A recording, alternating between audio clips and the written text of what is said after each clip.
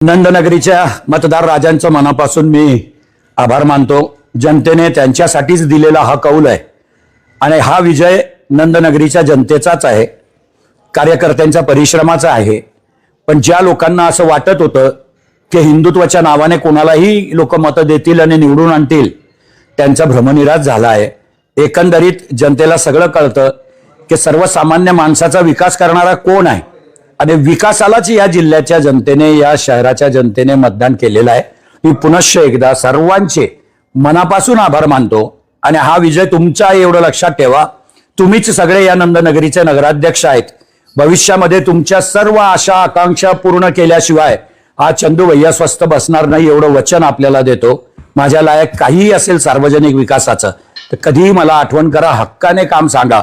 100% कुठलाही भेदभाव न करता सर्वसामान्य लोकांच्या कामाला प्राधान्य देण्याचा प्रयत्न राहील माझा। पुनश्च एकदा सर्वांचे आभार।